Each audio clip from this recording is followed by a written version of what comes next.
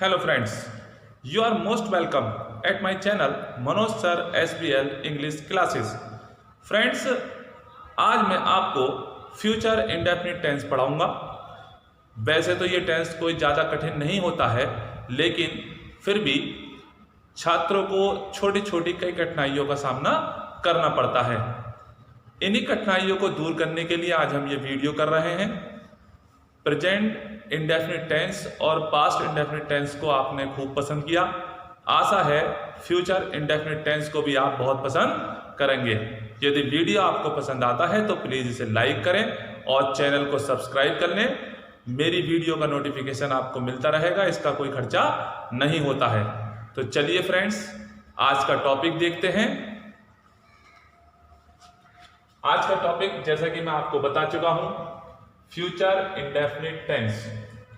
इसकी पहचान देखें आप जरा। हिंदी के वाक्यों के अंत में गा गी गे शब्द आते हैं, यानी कि जब हम इस टेंस के सेंटेंस बोलते हैं तो वो स्पीकिंग में बहुत सपोर्ट करते हैं।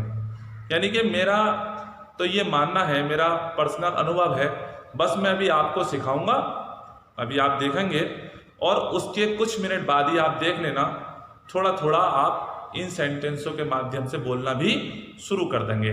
तो कैसे सेंटेंस होंगे? मैं जाऊंगा, तुम पढ़ोगे, वो खेलेगा, समझे? या थोड़ा बड़ा करके देखें, मैं पढ़ने के लिए कल स्कूल जाऊंगा। इस प्रकार के सेंटेंस इसमें लिए जाते हैं। तो चलिएगा, मैं एग्जाम्पल के माध्यम से आपको पूरी बात क्लियर करूंगा। वीडियो के साथ बने रहें। जैसे कि आपने देख लिया, हिंदी वाक्यों के अंत में गा गी गे शब्द आते हैं। एक दूसरी भी पहचान होती है, आप ऐसे भी इसे समझ सकते हैं कि इस टेंस में भविष्य में काम होना पाया जाता है, यानी कि जो भी होगा आने वाले समय में होगा। मैं कल आगरा जाऊंगा, तो मैं कल जाऊंगा आज की बात नहीं है, ये भविष्य में होगा। तो परंतु कार्य के होने का समय अनिश्चित होता है, यानी पक्का कोई टाइम नहीं होता है। मैं कितने बजे जाऊंगा, कल जाऊंगा, हो सकता है सुबह को जाऊं, दोपहर को जाऊं, शाम को जाऊं, फिलहाल कल जाऊंगा, ऐसा इसमें होता है। अर्थात यह निश्चित नहीं होता है कि काम कब होगा और कितनी देर तक होगा। यह भी पता नहीं चलता है कि काम कितनी देर तक होगा। अगर हम ऐसे कहें माताजी खाना पकाएंगी, तो वो आने वाले समय में पकाएंगी और ये भी नहीं पता वो कितनी देर तक पकाएंगी। तो इस प्रकार की पहचान होती है। अब कैसे हम इन सेंटेंसों का अनुवाद करें, वो हम अनुवाद के नियम में सीखेंगे। तो देखें, हमने पहला नियम लिखा है सब्जेक्ट आई और वी। हिंदी में मिलेगा आपको मैं और हम। तो हमने यहां लिख दिया है आई और वी के साथ शैल तथा अन्य सब्जेक्ट्स यानी अदर्स जितने भी बचे उनके साथ हम विल लगाकर वर्ब की फर्स्ट फॉर्म का प्रयोग करते हैं। इस पूरे टेंस में वर्ब की फर्स्ट फॉर्म आएगी। अब कुछ बच्चे ऐसे याद नहीं रख पाते हैं, तो ऐसे भी कर सकते हैं। आई और वी ये सब्जेक्ट हुआ, फिर उनके साथ शैल लगाया, फिर वर्ब की फर्स्ट फॉर्म लगाई, ऑब्जेक्ट लगाया और ऑब्जेक्ट वर्ड्स लिख दिए। इस तरीके से भी हम समझ सकते हैं। आगे देखते हैं। देखिए, आई और बी को छोड़ करके बाकी जितने बचे उन्हें इस तरीके से भी कर सकते हैं। ही, शी, इट, यू, दे, या दिस बॉय, फादर, मदर, कुछ भी आ सकता है। फिलहाल आई और बी को छोड़ देंगे, बाकी सबको जितने भी बचे उन सबके साथ विल लगाकर वर्ब की फर्स्ट फॉर्म का प्रयोग करेंगे, ऑब्जेक्ट लिखेंगे और मैंने शॉर्ट में लिख दिया है ऑब्जेक्ट वर्ड। ऑब्जेक्ट वर्ड्स का प्रयोग हम यहां करते हैं। इस तरीके से अब हम समझ गए, बात बिल्कुल क्लियर हो गई कि हमें किसके साथ क्या लगाना है। एक बार फिर से सुन लीजिएगा। आई और बी के साथ शैल और जितने भी बाकी दूसरे सब्जेक्ट्स बचे उनके साथ विल का प्रयोग करते हैं, और वर्ब की फर्स्ट फॉर्म पूरे टेंस में वर्ब की फर्स्ट फॉर्म का ही प्रयोग किया जाता है। अब एग्जाम्पल्स, एक नियम और बता दूं, पहले एक नियम और बता दूं, वो भी बाद में नहीं तो दिख करेगा।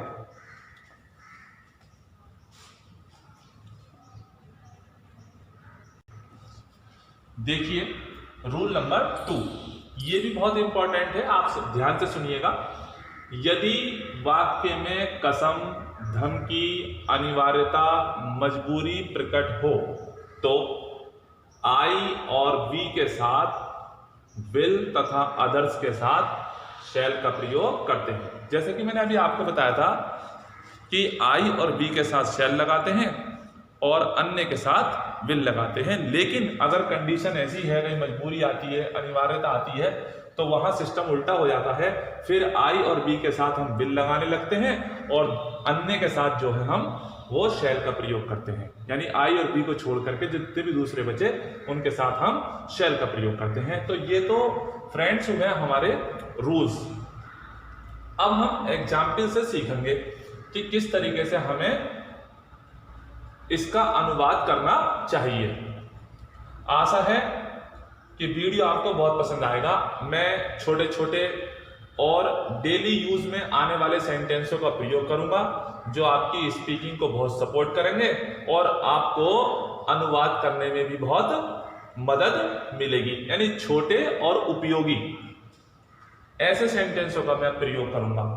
तो ठीक है फ्रेंड्स, आइए एग्जाम्पल देखते हैं। आशा है वीडियो आपको बहुत हेल्प करेगा। आज आप बहुत कुछ सीखने वाले हैं और वो भी आसानी से।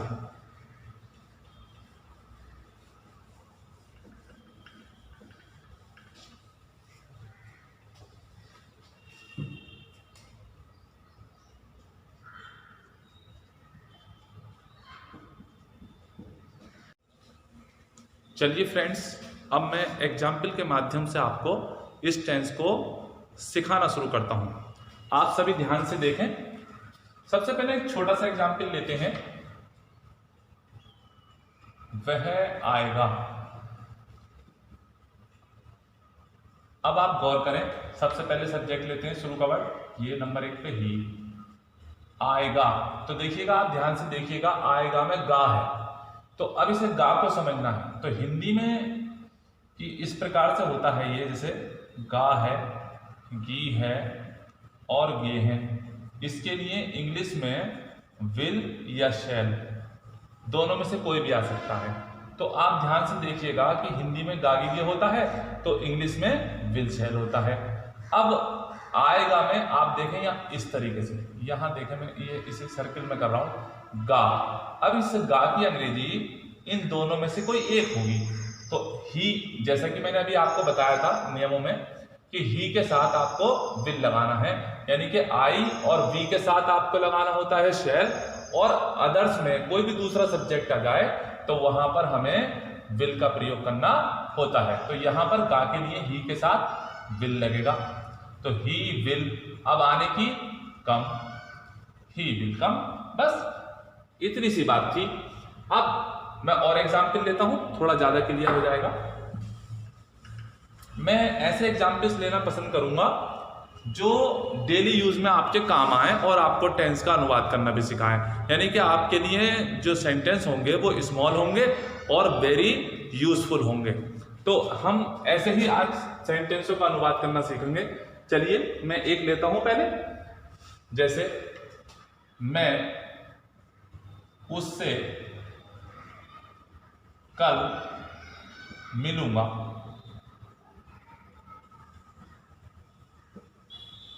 अब मैं आई, अब आई मिलूंगा, मिलने की अंग्रेजी मीट होती है तो गा के लिए शैल, आई शैल, और मिलने की मीट, आई शैल मीट। अब उससे में अगर लड़का मिलेगा, लड़के से मिलोगे तो हिम लिख दो, लड़की से मिलोगे तो हर लिख दो। अब आपकी मर्जी पे है, मैं दोनों लिख देता हूं ऑब्लिक लगा के, आप किसी से भी मिल लेना। आई शैल मीट हिम हर। और अब आता है समय, कल, यानी अंग्रेजी में ये टुमारो कहलाता है। दो प्रकार की कल होती हैं, एक बीती हुई, एक आने वाली। तो आने वाली कल टुमारो और बीती हुई कल यस्टरडे कहलाती है। तो इसमें हम टुमारो का ही प्रयोग करेंगे। अगला एग्जाम्पल लेते हैं, इसे भी आप ध्यान से देखिएगा। मैं तुम्हारे पास बैठूंगा।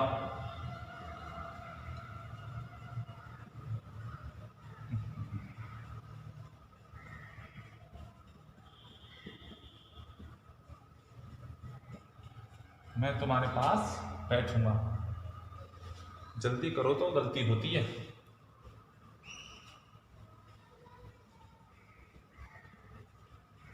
बैठूंगा, देखिएगा तो आई शैल, ठीक, बैठने की सिट। अब यहां पास है तो बिसाइड, अब तुम्हारे की यू। अब बन गया sentence I shall sit beside you.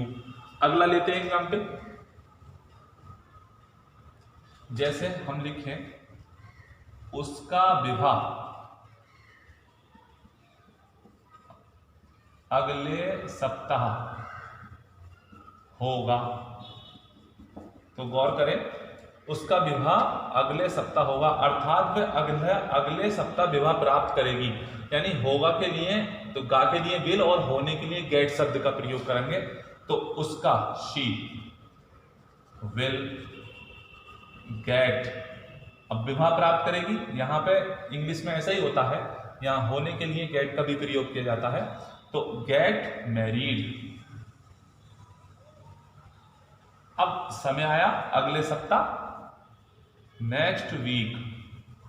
देखिए कितना सरल है, she will get married next week. तो आप समझ गए, उसका शी और होगा तो विल गेट क्या चीज, विवाह, मैरिड, और अगले सप्ताह नेक्स्ट वीक। तो इस तरीके से कर सकते हैं। और लेता हूं मैं एक एग्जाम्पल, थोड़ा और ज्यादा बेहतर समझ में आएगा।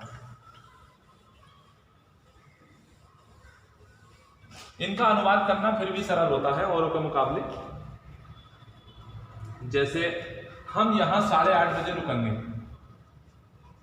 हम यहां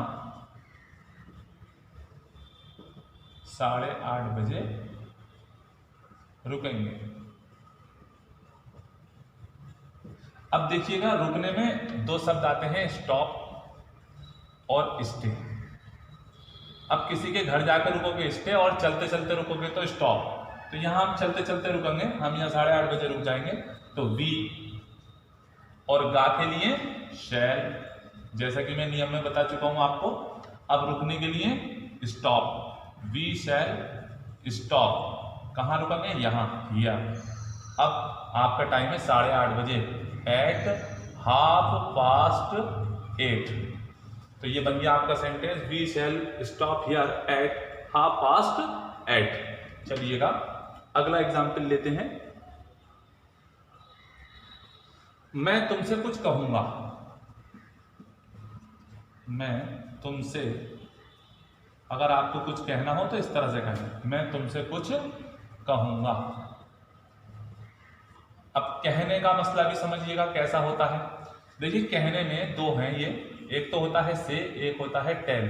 से का मतलब होता है टू अटर वर्ड, यानी कि अपनी बात कहना, और टेल का मतलब होता है किसी की बात बताना। यानी टेल का असली मीनिंग ही बताना होता है, से का मतलब अपनी बात कहना। तो यहां पर आप दोनों में से कोई सा भी यूज कर सकते हैं, मैं दोनों करके दिखा देता हूं आपको। आई शैल से समथिंग टू यू। इसे आप ऐसे भी कर सकते हैं, आई शैल से टू यू समथिंग। इसे आप ऐसे भी कर सकते हैं, ठीक। अब अगर हम इसे टेल से बनाएं तो कैसे बनेगा, तो आई शैल टेल यू समथिंग। एक बात और मैं आपको बताना चाहता हूं, आज की मॉडर्न इंग्लिश में ज्यादातर लोग आई हो या वी हो या ही हो, सबके साथ विल का ही प्रयोग करते हैं। लेकिन कुछ पुराने लोग भी हैं जो शैल और विल के अंतर को समझते हैं। तो अगर आप चाहें बोलचाल में हर किसी के साथ आप विल का प्रयोग कर सकते हैं, और अगर आप चाहें तो विल या शैल के अंतर को रखते हुए भी आप अपनी बात कह सकते हैं। वैसे आज के चलन में तो विल का ही प्रयोग हो रहा है, सब विल ही लगाते हैं। तो यहां पर हम ऐसे भी कह सकते हैं, I will tell you something. ऐसे भी हम इस बात को कह सकते हैं। तो चलिएगा मैं आगे और बताता हूं अभी आपको। उम्मीद है वीडियो आपको बहुत पसंद आएगा, और देखिएगा अगर आपको वीडियो पसंद आता है तो प्लीज़ इसे लाइक करिएगा, चैनल को मेरे सब्सक्राइब कर लीजिएगा, आपको मेरी वीडियो का नोटिफिकेशन मिलता रहेगा और इसमें कोई खर्चा भी नहीं आता है। अगला एग्जाम्पल लेते हैं। हम जल्द ही निर्णय लेंगे।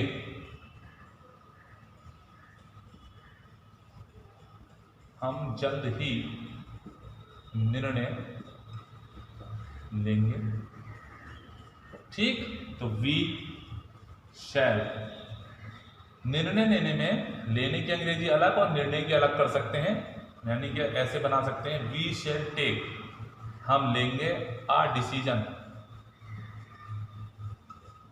जल्द ही, वेरी सून।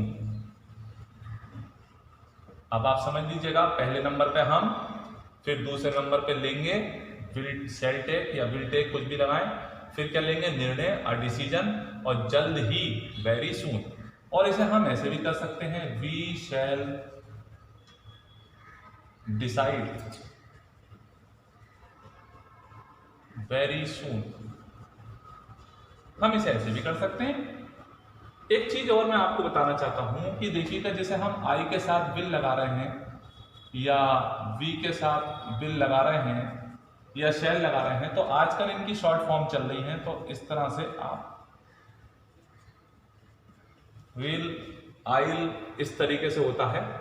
हम ज्यादातर जब इंग्लिश की बुक पढ़ते हैं तो हमें ऐसा ही पैटर्न मिलता है भाषा का, समझे साहब? तो आप समझ सकते हैं ये आइल है, ये विल है, इसे आइल पढ़ें।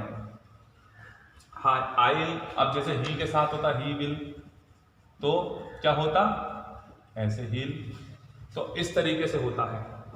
तो अब आप समझ गए होंगे फ्रेंड्स किस तरह से हो रहा है। मैं और समझाने की कोशिश करता हूं।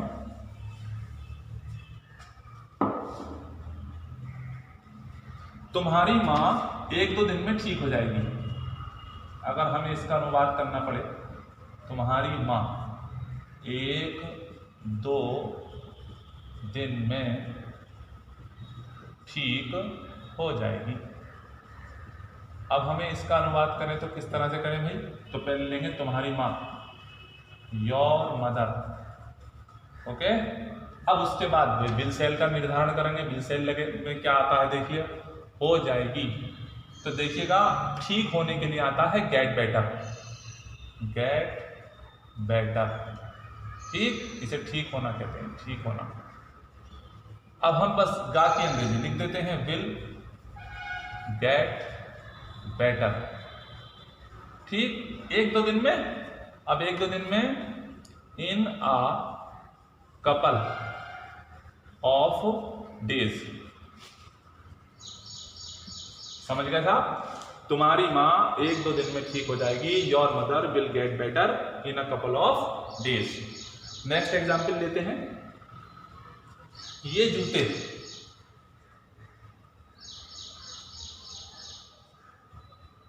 2 साल से अधिक चलेंगे। देखिए डेली यूज में काम आ जाएगा आपके ये, और अनुवाद करना भी सीख जाएंगे, दोनों काम हो जाएंगे। These shoes will. अब चलना जो होता है वो लास्ट होता है, लास्ट आपने देखा होगा, लॉन्ग लास्ट का प्रयोग करते हैं लोग, लंबा चलने वाली चीज। तो दीज शूज विल लास्ट। अब क्या है, 2 साल से अधिक, तो अधिक को कहते हैं अंग्रेजी में मोर, और से के लिए देन। तुलनात्मक में देन आता है, किसी चीज से तुलना करते हैं, डिग्री में मैं आपको ये सिखाऊंगा। तो these shoes will last more than 2 years, ठीक है। अब आपकी समझ में आ गया होगा। चलिए अगला एग्जाम्पल लेते हैं। जैसे तुम्हें कुछ और पैसों की जरूरत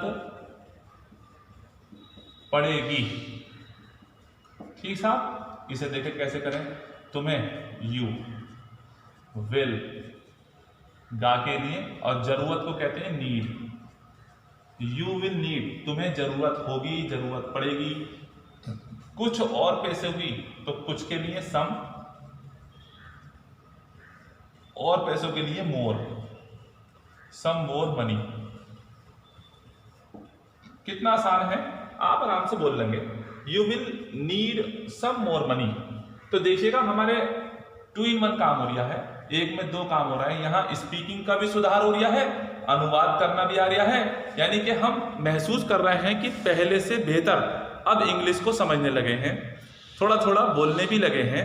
और अगर आप ऐसी मेरी वीडियो देखते रहेंगे लगातार, तो यकीन मानिए आप बहुत ही कम समय में ये महसूस करेंगे कि मुझे अब इंग्लिश आने लगी। यानी कि ये एक बच्चों का बहुत बड़ा ड्रीम होता है कि मैं बहुत जल्दी इस भाषा पे अपनी कमांड कर लूँ, लेकिन ऐसा है नहीं, धीरे धीरे होगा। और आप मेरे साथ बनिए, यकीन मानिए मैं आपसे प्रॉमिस करता हूँ कि आपको इंग्लिश सिखाकर ही छोड़ूंगा। आप यकीन मानिए मेरी बात का, मैं एक एक छोटी से छोटी बात पर आपको वीडियो बना के दूंगा। आपकी कोई समस्या अब नहीं रहेगी। बस आप चैनल को सब्सक्राइब कर लें ताकि वीडियो नहीं छूट जाए। कोई वीडियो छूट जाएगा तो फिर आपको समझने में थोड़ी दिक्कत हो सकती है। तो सब्सक्राइब कैसे होगा मैं बता दूं। एक नीचे लाल रंग का बटन है, उस पर सब्सक्राइब लिख रहा है, वहां आप दबा लीजिएगा, चैनल सब्सक्राइब हो जाएगा। और बेल आइकन आएगा तो उसे भी दबा दीजिएगा, उसे प्रेस कर दीजिएगा, तो वो जब मेरा मैसेज आएगा वीडियो का तो वो घंटी बोल जाएगी। तो इस तरीके से होता है, तो आप कर लीजिएगा। इसमें कोई खर्चा नहीं है, ये फ्री होता है। हम अगला एग्जाम्पल लेते हैं फटाफट।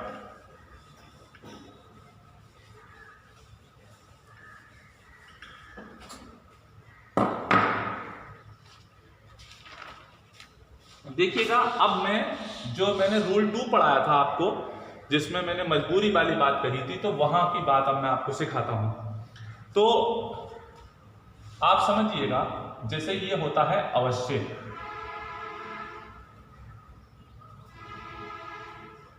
या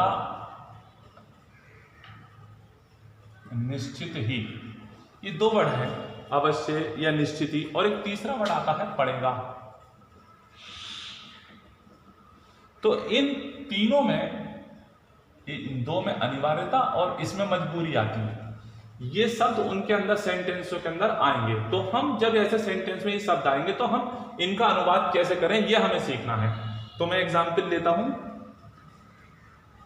एक छोटा सा सेंटेंस है जो यूजफुल भी है, वह यहां अवश्य आएगा। ठीक है, तो कैसे करेंगे हम इसका अनुवाद। वह की ही, पीछे जाएंगे तो देखिए यहां है गा,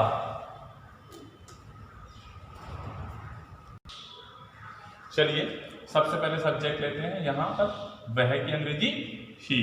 अब देखिए यहां पे आएगा, तो गा शब्द है। अब गा शब्द की हमने बताया था कि आई और वी हो तो आपको शैल लगाना होता है, और अन्य कोई भी सब्जेक्ट आ जाए तो आपको विल लगाना होता है। तो यहां पर आया है शब्द अवश्य, तो क्या करेंगे, अब हम इसका उल्टा कर देंगे, यानी ही के साथ लगना तो चाहिए विल, तो हम लगा देंगे शैल। यही बात सिखानी थी बस। तो ही शैल, अब आने की कम, यहां की हियर, तो ही शैल कम हियर, वह यहां अवश्य आएगा। एक तरीका तो ये होता है। अब दूसरा तरीका देखें, अगर कोई कहता है मैं विल लगाऊंगा साहब, तो विल भी लगा सकता है, ही विल। अब यहां अवश्य की अंग्रेजी लिखनी पड़ेगी निश्चित ही, सर्टेनली। फिर आप पूरा ऐसे बना दें, आने की कम, यहां की हियर, लो साहब हो गया। तो he will certainly come here. तो दोनों तरीके आपने देख लिए। एक मजबूरी वाला सेंटेंस और बता देता हूं।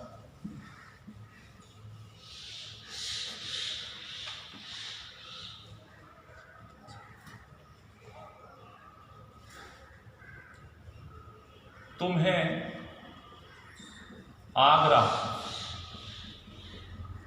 जाना पड़ेगा। तो देखो आ गया पड़ेगा शब्द, मैंने बताया था भी ना।